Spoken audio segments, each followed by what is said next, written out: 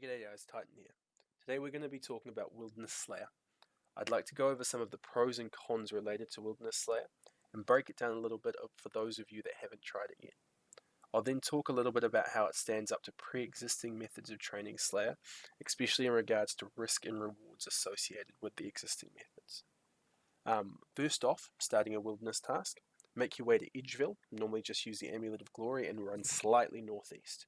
On your minimap, you should see the Slayer Master icon.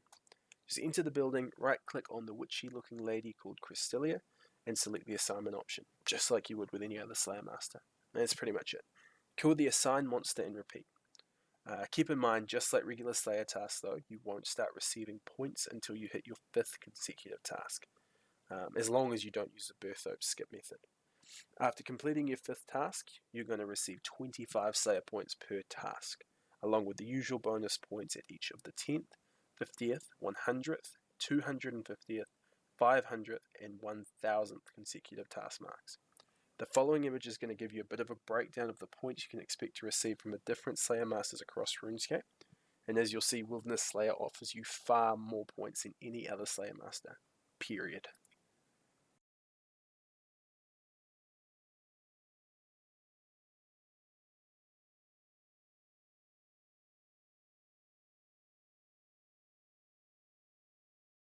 So as you can see, Crystalia offers the absolute most Slayer points per task, just ever. It's just absolutely amazing the amount of points that you can get through her.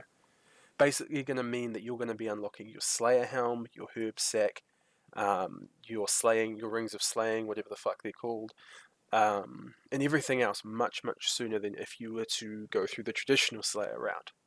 On top of that, any of the monsters that Crystalia assigns, they have a chance of dropping a mysterious emblem, just like the kind you get in Bounty Hunter in the Wilderness. Those ones go for north of like 100k each for the tier 1s. The drop rate is specific based on the amount of health that the creature you are killing has. So if you're going to be killing something like greater or black demons, you're going to have a much higher chance of getting those emblem drops versus killing something like skeletons or spiders. That being said though, I didn't do any kind of statistical testing, but it seemed that I averaged about 1 emblem per task.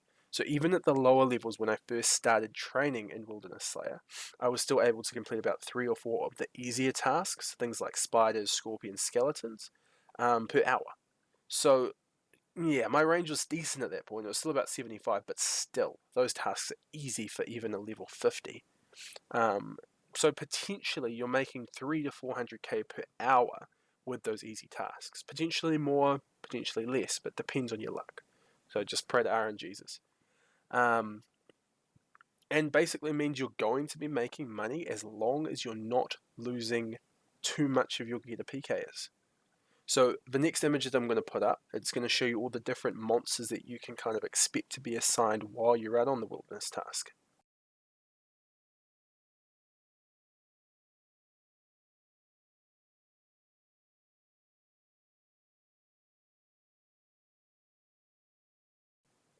And this kind of leads me to the reasons why you might not want to do Wilderness Slayer. You are going to die, and you're potentially going to die pretty frequently. Especially when you end up with tasks like lava dragons or spiritual creatures. Both of those are PK hotspots. So it can potentially lead to a big loss if you're risking a lot, and really big losses if you find yourself getting skull tricked. I usually counter this by having my player attack options set to always right click. So I'll show you how to quickly do that, and I usually have that on when I'm out on task unless I forget. So yeah, but that being said, even if you do manage to avoid scaling and all that stuff anyway, when you die you are going to lose items. It's just kind of the way, unless you're only carrying 3 items, got no emblems, then you won't, but still. Yeah, if you die with any emblems, you lose them. They're always lost on death, so it's a big risk to run around with emblems in your inventory. I always say bank as soon as you get them, but that's up to you.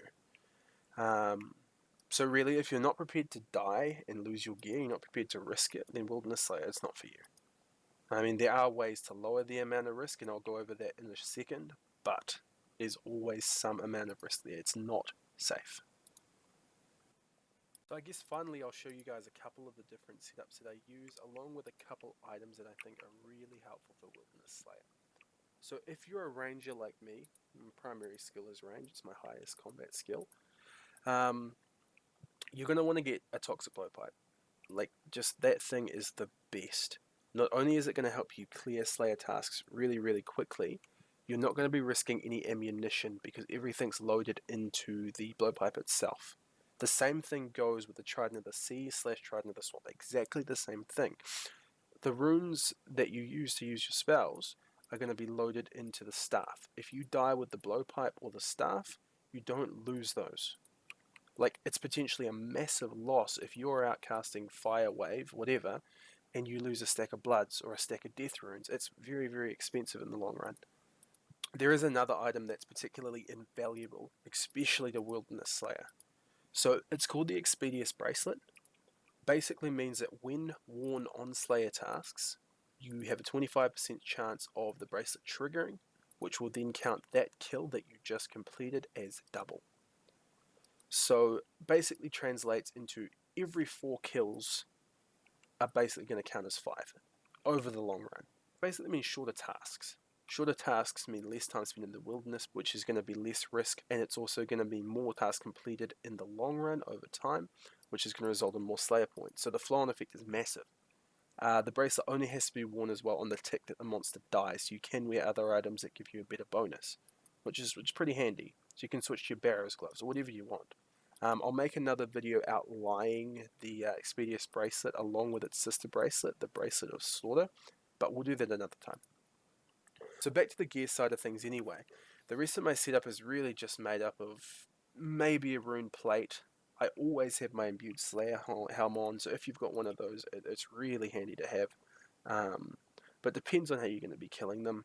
Rune plate if I'm going to be using melee, full black tea hide if I'm going to be ranging, and maybe just a mystic top if I'm going to be maging, along with my trident and Slayer helm, obviously. But wear whatever you're comfortable with risking. So just, if you don't mind losing it, then that's fine.